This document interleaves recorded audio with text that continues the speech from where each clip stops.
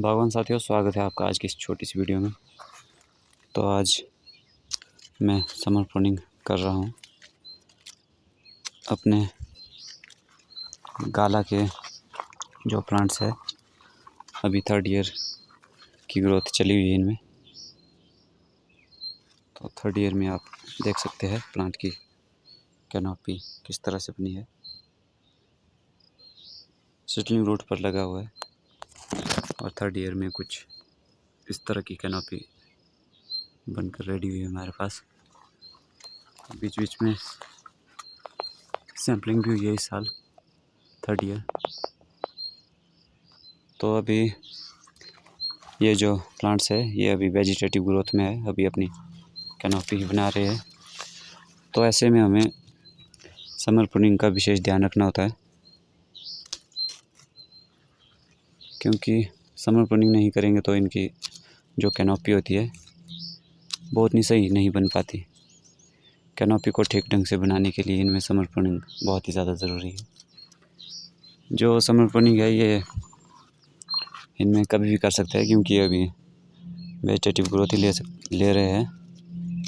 जब पौधा फ्रूटिंग पर आता है तो उसमें समर प्रूनिंग का थोड़ा शेड्यूल होता है, टाइम होता है। जैसे फ्रूट हार्वेस्ट के 40-45 दिनों पहले समर प्रूनिंग हो जानी चाहिए। जिन पौधों में फ्रूटिंग आई हुई है, जिन पौधों में अच्छी फसल है, 45 दिनों के अंदर फ्रूट हार्वेस्ट के सेब तुड़ान से 45 दिनों के पहले जो है आपकी समर प्रूनिंग हो जानी चाहिए। और जैसे ये पौधे हैं इनमें अभी कोई भी फ्रूट नहीं है, एक आधा फ्रूट लगा हुआ कहीं कहीं पर, तो इनमें हम कभी भी समर प्रूनिंग कर सकते हैं। और समर प्रूनिंग का ये बेनिफिट है कि आपके जो ये वाटर शूट्स निकल रहे हैं ये फ्रूट बड में कन्वर्ट हो जाएंगे।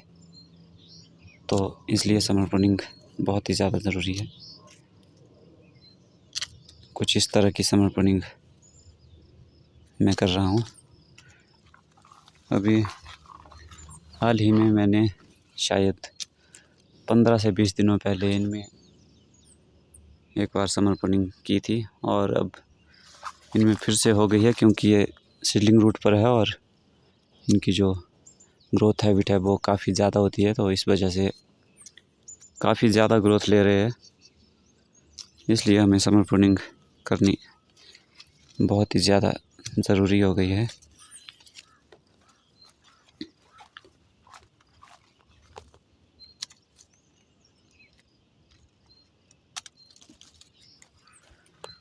छोटे पौधों में समर प्रूनिंग कभी भी कर सकते हैं। इसमें कोई झिझकना नहीं है कि आप सोचेंगे कि टाइम है नहीं है, गलत टाइम पर कर रहे हैं। जो ऐसे पौधे होते हैं वेजिटेटिव ग्रोथ वाले, इनमें कभी भी कर सकते हैं, कोई टाइम नहीं है समर प्रूनिंग का। आप जब मर्ज़ी कर सकते हैं। खास करके जो फ्रूटिंग वाले पौधे होते हैं, जो फसल दे रहे हैं, उनमें ध्यान रखना होता है। बाकी आप कभी भी समर प्रूनिंग कर सकते हैं। और ये जो प्लांट है इसमें मैं सिंगल लीडर सिस्टम में ये इसको प्रून करूँगा, क्योंकि इनकी जो डिस्टेंस है वो काफ़ी क्लोज रखा हुआ है। कुछ एक पौधे टॉल स्पिंडल में है और कुछ एक सिंगल लीडर सिस्टम में। ये कुछ इस तरह की कैनोपी बनकर रेडी हो रही है। और ये 2nd ईयर की ग्रोथ है। इस पौधे को लास्ट ईयर ही लगाया गया है। ये अभी 2nd ईयर की ग्रोथ चली हुई है। तो कुछ इस तरह की कैनोपी बनकर रेडी हुई है 2nd ईयर में इस पौधे की।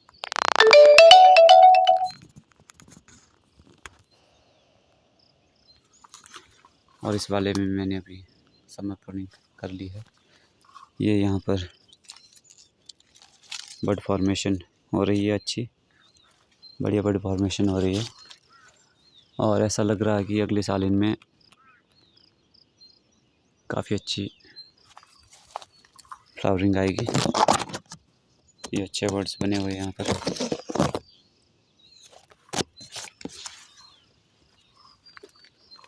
ख़ास करके हमें अपने जो प्लांट्स होते हैं, न्यू प्लांटेड प्लांट्स, 3-4 साल उनकी कैनोपी पर ही ध्यान देना चाहिए। कैनोपी अच्छी बनेगी तभी हमारी जो फ्यूचर में फूड सेटिंग, फूड क्वालिटी आएगी वो बेहतर बनेगी। तो ऐसे आप अभी इनमें हमें बेंडिंग करनी है, तो कुछ एक दिनों में हम बेंडिंग करना भी शुरू कर देंगे। बेंडिंग बहुत ज़्यादा ज़रूरी है इनमें, ब्रांच बेंडिंग, क्योंकि ये जो फेदर्स है ये ऊपर की ओर जा रहे हैं लीडर के साथ। ऐसे तो लीडर काफ़ी हाइट चला गया है, लीडर की हाइट लगभग 13 से 14 फीट तक पहुंची गई है और अगली साल की इसकी लास्ट ईयर होगी जिसमें हम इसके लीडर को बढ़ाएंगे। उसके बाद इसके लीडर को बिल्कुल हल्का हल्का कट किया जाएगा ताकि इसका लीडर ज़्यादा ना बढ़े और ये फ्रूटिंग पर आ जाए। फ़िलहाल के लिए हम इनको अभी बढ़ने ही दे रहे हैं, कैनोपी तैयार कर रहे हैं पौधे की। तो बढ़िया कैनोपी होगी तभी आपके जो फ्यूचर में आपकी जो फ्रूट सेटिंग होगी, फ्रूट क्वालिटी होगी, वो अच्छी आएगी। तो 3-4 सालों में, शुरू के 3-4 सालों में बागवान भाइयों को विशेषकर ध्यान रखना है, अपने पौधों को ज़्यादा से ज़्यादा देखते रहें। हफ्ते में 1-2 राउंड तो ज़रूर ही मार लें, क्योंकि आजकल के टाइम में जैसे देखिए घास ही बहुत ज़्यादा हो जाती है। यहाँ आप देख सकते हैं बहुत ही ज़्यादा घास है, तो अभी निकाल रहे हैं आराम आराम से इसको भी। बहुत ज़्यादा घास हो गई है और जो ये प्लांट्स हैं इनमें भी अभी समर प्रूनिंग करने को है। वेजिटेटिव ग्रोथ बहुत ज़्यादा आ रही है इनमें। तो आजकल के टाइम में हमें जो अपने ये एक और मैं जानकारी दे रहा हूँ, जो हमारे पौधों के जो ग्राफ्टिंग यूनियन है इसको भी चेक करना है, क्योंकि जैसे यहाँ पर आप देख सकते हैं एक रूट जैसी आ रही है, ये होता है बर्नआउट। तो इसको भी हमें देखते रहना है, क्योंकि जब जब हमारे जो पौधे होते हैं उसके तने के आसपास जब घास बढ़ जाती है तो तभी ये इसका ज़्यादा असर होता है, तभी ये ज़्यादा बढ़ता है।